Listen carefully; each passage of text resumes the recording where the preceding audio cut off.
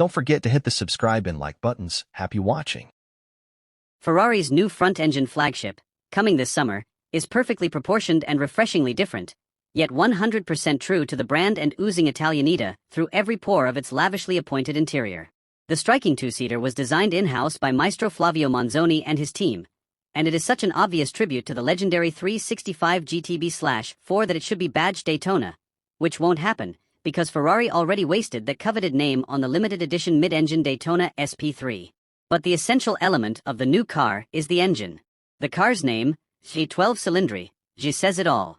Perhaps the last of its kind, the tweaked naturally aspirated 6.5-liter V12 is an evolution of the milestone F140 HD unit fitted to the Icona series, the outgoing 812 GTS, and the Purosang. Redlining at 9,500 RPM, the compact dry-sump V12 delivers 819 horsepower at 9,250 RPM and a maximum torque of 500 pound-feet at 7,250 RPM. Perhaps even more impressive than these numbers is the Goose Pimple soundtrack we sampled at the pre-launch in Maranello, home of Ferrari and still the marque's only production facility. Covered in traditional red crinkle paint and fed by a massive carbon fiber intake apparatus, the beautifully finished engine has been tuned for even quicker responses and improved drivability. Among the features are trick variable geometry intake ducts, reduced friction low-mass valve train and rotating assemblies, and a new software strategy dubbed aspirated torque shaping, ATS, which electronically massages the twist action in third and fourth gear for more bottom-end to mid-range urge. As a result, 80% of the maximum grunt is available from a modest 2,500 RPM. To spread the output more evenly over the broad rev range, the 7-speed dual-clutch transmission fitted to the 812 Competizione has been replaced by a closer ratio, faster-shifting 8-speed unit. At a claimed minimum dry weight of 3,439 pounds for the coupe model, the Neo Daytona is said to be 161 pounds heavier than its predecessor, but, at a quoted 2.9 seconds to 62 miles per hour, it still beats it by 1/10 of a second. The 0 to 124 mph acceleration time is under 7.9 seconds.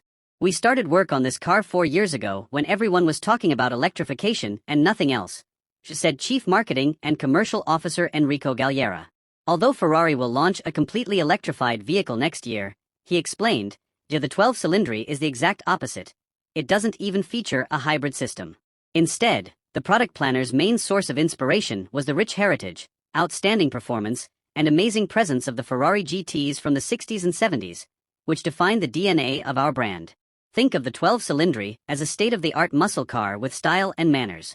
To further improve the handling, the R&D department shortened the wheelbase by 0.8 inch compared to the 812 Superfast. Torsional rigidity is up 15%, and there is standard rear-wheel steering to enhance both maneuverability and stability.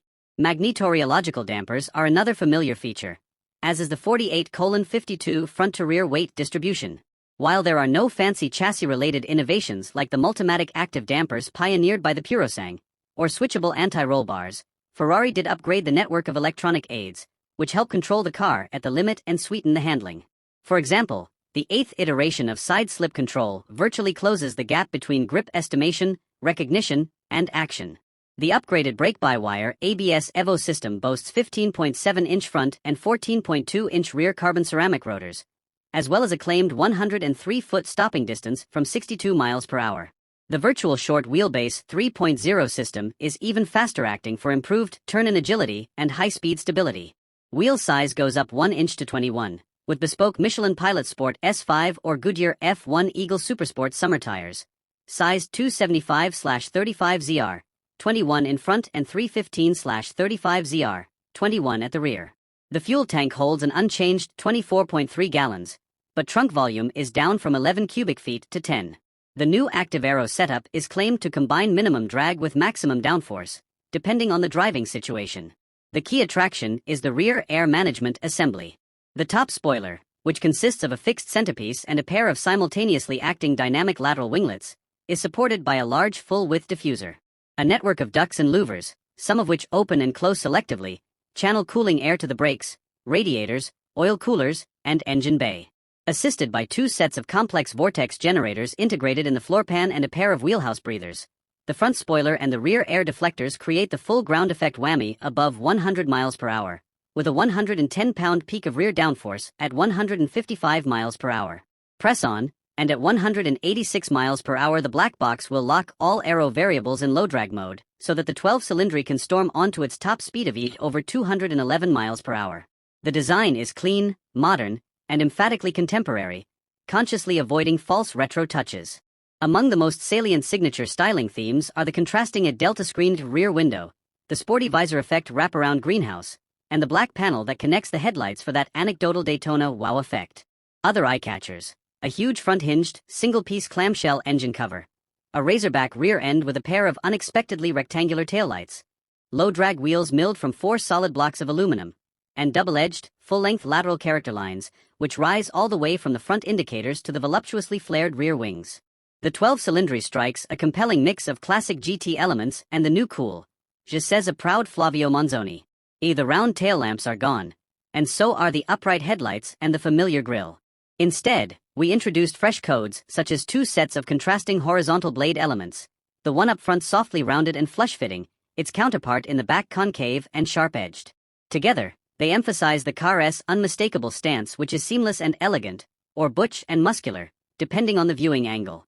The 812 replacement adopts the cocoon effect double cockpit layout first seen in the Roma and the Purosang. Head and legroom are allegedly unchanged and thus not worth writing home about. Just about the only remaining analog parts to be found in the totally revised high-tech multi-screen cockpit are the Monetino drive mode selector attached to the steering wheel and the H-pattern Canceletto gear selector borrowed from the SF90. Even the start-stop button is now of the touchy-feely digital kind. Driver and passenger get their own displays, which are connected by a large central 10.3-inch touchscreen accessible to both occupants. The Berlinetta Coupe is fitted with a large tinted glass roof, which adds a touch of airiness to the cabin. Customers craving a breeze of real ozone should check out the Spider, which looks notably less busy and feisty than the previous effort. Stowed beneath a solid panel, its canvas top will open or close in 14 seconds. In Europe, the coupe lists at the equivalent of about $417,000 before options. The Spider adds a claimed 132 pounds of mass and a 10% premium to the tally, bringing the price to around $465,000. A worthwhile addition to the vanity game is the Atelier treatment, which offers a wider choice of Furiserie trim and paint options than you can get using the standard configurator. Those with even more extravagant tastes and bank accounts to match can still consult the tailor-made division to discuss a truly personalized one-off. The 12-Cilindri is due out later this year, and the open-air model should arrive at dealers in the 4th quarter. Thank you for subscribing and liking, commenting. See you in the next video.